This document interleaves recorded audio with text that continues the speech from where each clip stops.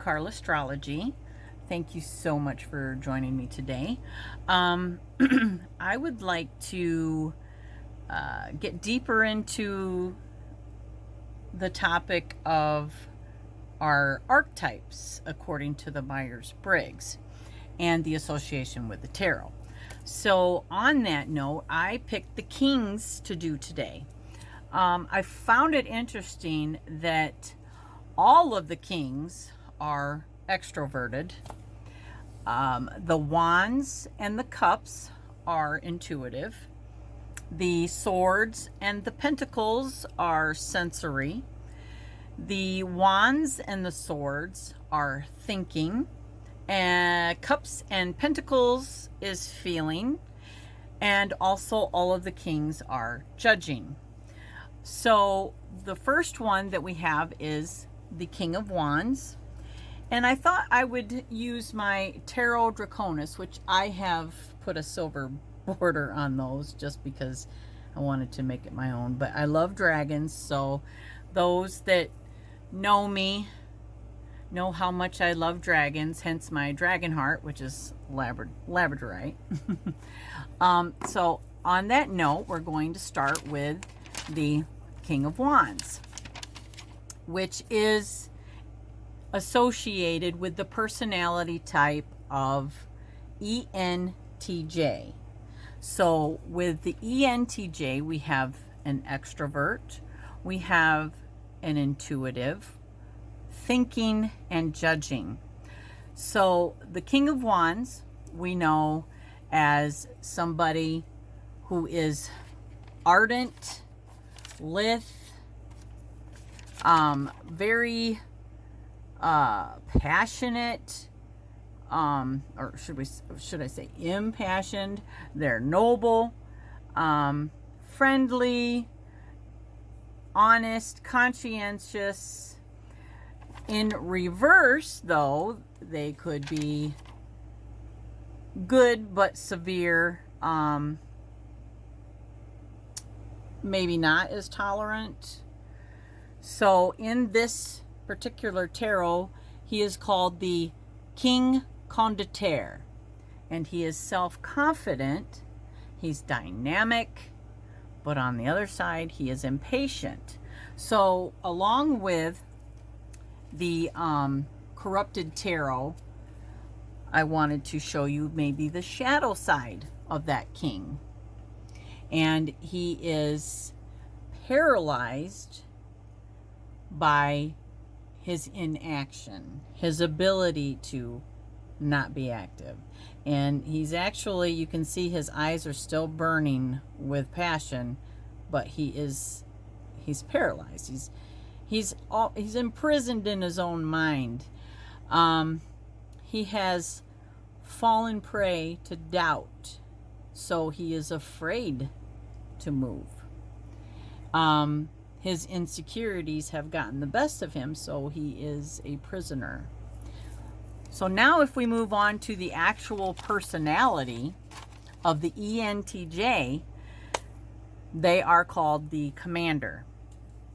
And they are born leaders, highly logical, extremely expressive, goal-oriented, outgoing, love interacting with a variety of different people. They love attention, and they are strategic leaders, hence the Commander. Able to see a bigger picture, imaginative, and able to think outside the box.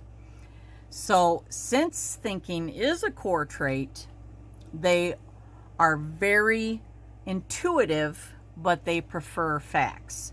Hence, that's where the ENTJ, they're intuitive, but they're also thinking. They enjoy hitting deadlines. Now, their weaknesses could be they become presumptuous. They could question authority, become overbearing, and they also need their co-workers or the people that are working with them somehow to be up to that challenge. So I found it interesting on a site called Truity, where I was looking up information about the different Myers-Briggs personalities, that 3% of the population that are ENTJs are men, and 1% of the population that are ENTJs are women. So to me, that seems rare. And then I also thought it was cool that they had some famous people on there that were ENTJs. So I thought I would put my picture up here, because king doesn't necessarily mean female or male. It can be either, but the energy is prominently masculine. So famous people is Margaret Thatcher,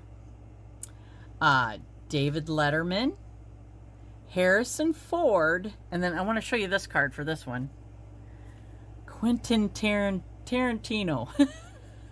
Obviously, he's probably not like this, but you know, his movies are definitely make you think, and they can be a little weird.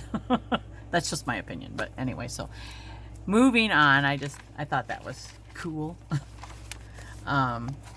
Associating famous people, you know, it just helps us get a better picture. And you know, who knows if it's right on the money. It could be just, you know, a characterization of maybe the roles that they played, or what you know about them in the public eye. So next we have the ENFJ. And let me find my Dragon Tarot. Where did I sit on my Dragon Tarot? Okay. Next we have the ENFJ. And that is an extrovert, an intuitive, feeling, and judging. So the ENFJ is associated with the King of Cups. So the King of Cups he's well adversed in law. He's mature, he's compassionate, calm, caring, friendly, sympathetic, wise, tolerant, diplomatic, balanced, affectionate, romantic, charming, devoted, family-oriented, and generous. Did I say that already?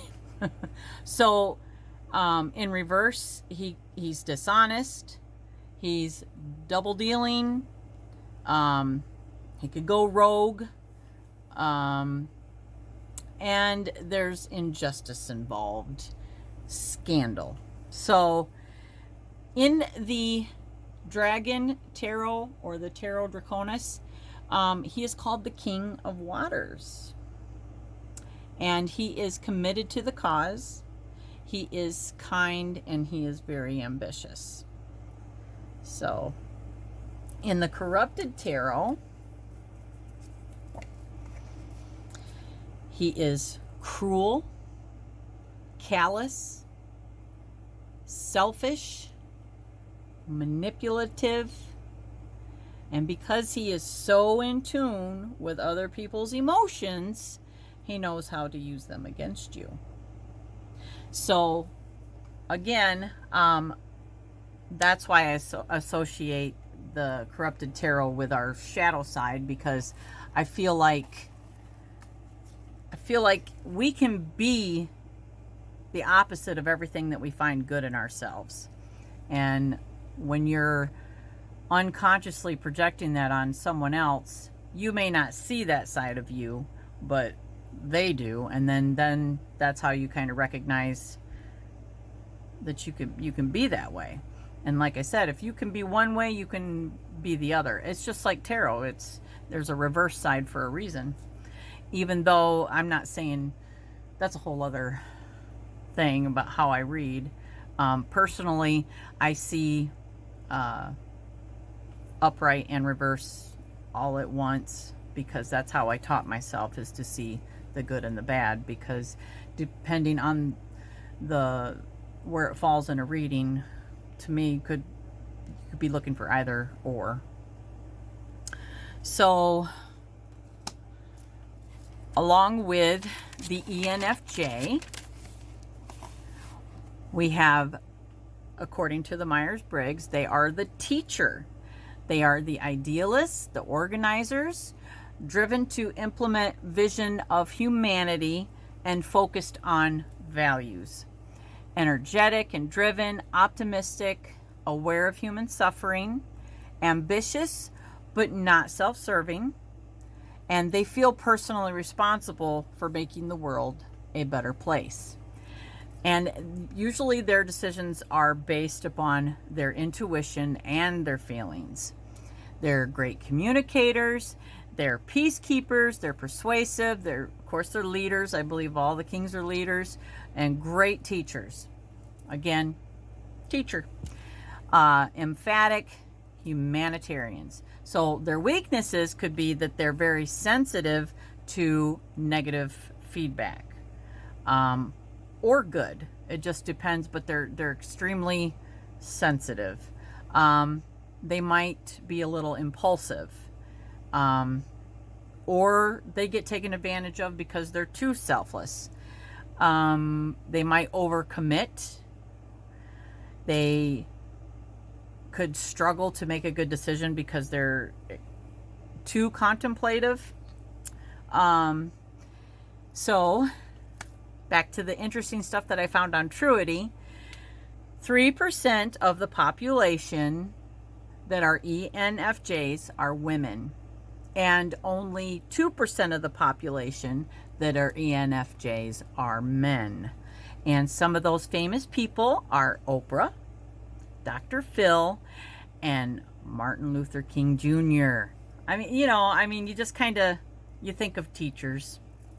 I thought that was pretty cool. So, now let's move on to the ESTJ.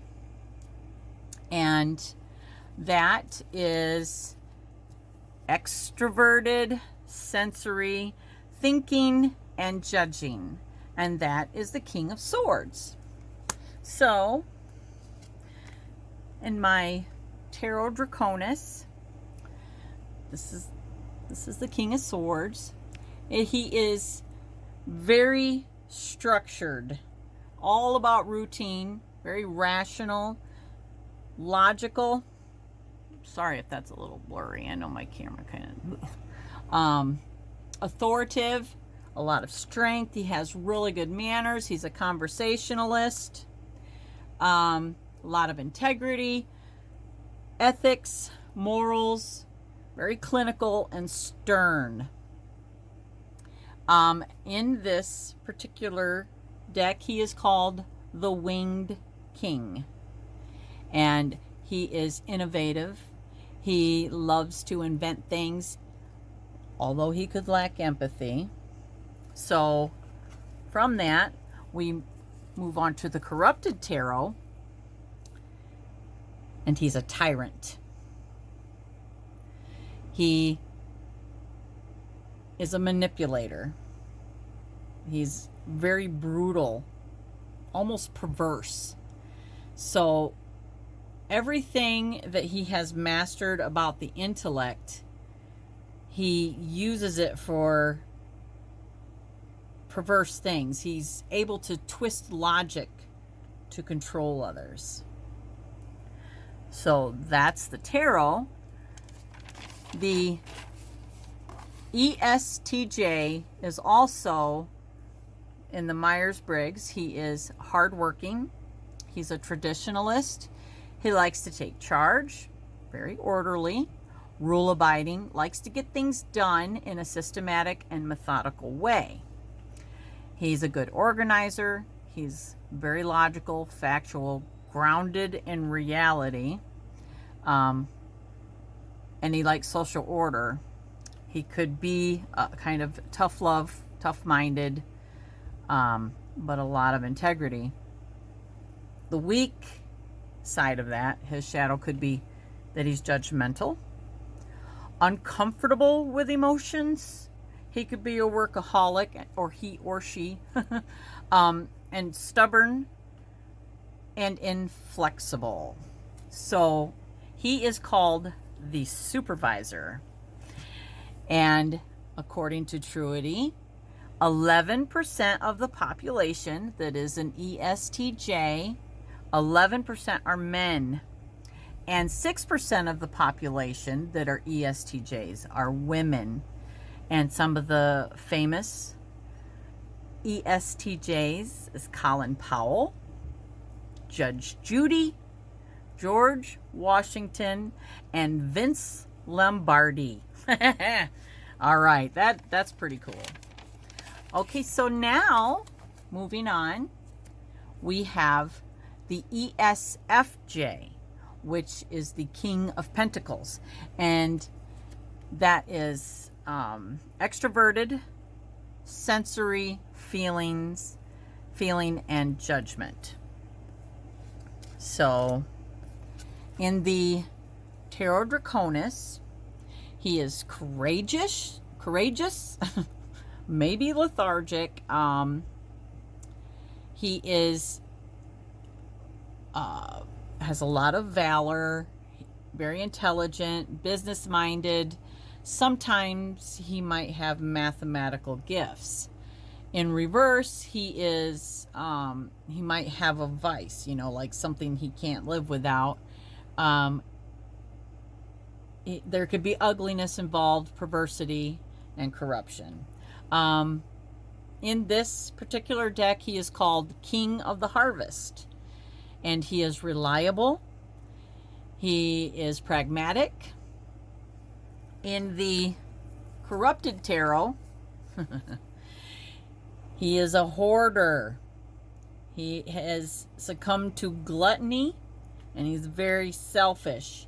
He's learned all the wrong lessons from his position. So rather than providing for his people, he hoards it, and he would almost let all that food and stuff that he has rot and decay before giving it away. So that's the Tarot Association. Now the Myers-Briggs says for the ESFJ that they are conscientious helpers. They are sensitive to the needs of others. They like harmony and are eager to provide. Again, Pentacles. They are, in the Myers-Briggs, they are considered the provider. King of Pentacles. I think that. So they put their friends and their family first. That's their priority. They are generous with their time. Generous with the effort they put towards others. Their emotions. They're practical. They're strong, warm, loyal, dutiful. And they have a very strict moral code. Sorry. They strive for harmony, and they're organized, but they like people so much, and they watch people. I know I have a mate who is a Pentacles. I actually think he's an ISFJ, which makes a lot of sense. But anyway, I believe that might be Knight or Queen. I can't remember. Anyway, next video. But they are gossipers because, and you know, if they're getting their story from somebody who may not know everything, they're still willing to share that story with someone else. So hence you get your gossiper. So, and that can also be a weakness. So on that end, they could become also in a weakness, the opposite of all those good qualities. They could be rigid or judgmental. Reluctant to improvise. I feel that way sometimes about earth signs, that they're stubborn. But they could also become very needy, and they might lack creative thinking. So back to what Truity says. This one has more. They're not as rare. The 17% of the population that are ESFJ are women, and 8% of the population that are ESFJ are men. And some famous ESFJs are Martha Stewart, Barbara Walters, Ariana Grande, Sally Field, and Mary Tyler Moore. Isn't that awesome? So next, I would like to do the Queens, and which I just happen to be Queen of Cups, which is INFJ. So at least I know a little bit about the INFJ without looking it up and reading about it. But I am just so fascinated with the Tarot Association, because again, I feel like you know, you recognize your shadow from, you know, dealing with say you get into an argument or whatever and you don't react the greatest. That is usually your shadow being projected upon the other person, and then they come back with you unless they have learned to, you know, balance their shadow and their ego. Then as long as they have learned to balance that, then they might know how to handle that, and you won't see their shadow. So, but sometimes you end up seeing each other's shadow. And so what I love about this is once you recognize it, then to me, you take that and you try to treat people better by recognizing that you could be a certain way, and you're like, oh, wait a minute. Let me take a step back, breathe, and think about how I want to react to this. Not always is that easy, but it is essential if you're trying to be better than you were yesterday, you know? So I feel like tarot is excellent for that. Not just, you know, doing a reading as much as it is just studying the cards. I mean, for me, obviously. And one thing that it has truly helped me with is learning the court cards. So, and for anyone that has struggled with learning the court cards, here you go. Here you go. Because the Myersbriggs takes Carl Jung's archetypes, sorry about that, archetypes, and they kind of fine-tune that idea into a test that covers all the multifaceted parts of our personality. So taking that test helps you to recognize yourself, kind of like looking in a mirror, and then again helps you to recognize the reverse part of that, you know. So anyway, the next one is going to be, the next video I want to do will be on the Queens. And like I said, I'm an INFJ, which is Queen of Cups. So we're gonna dig into myself in that one, and you know, and I'm sure hopefully you guys have taken the test, and you already, or you've, you know, done it a while back. You already know what your Myers-Briggs is, and when you come across that court card, just helps you to identify a little bit more about what you could possibly be projecting. Anyway, it's fun too. Like I said, it's helping me learn the court cards. So on that note, I hope that you'll join me again, and please like and subscribe. I appreciate it very much, and I hope that whatever makes you happy finds you, and I'll see you next time.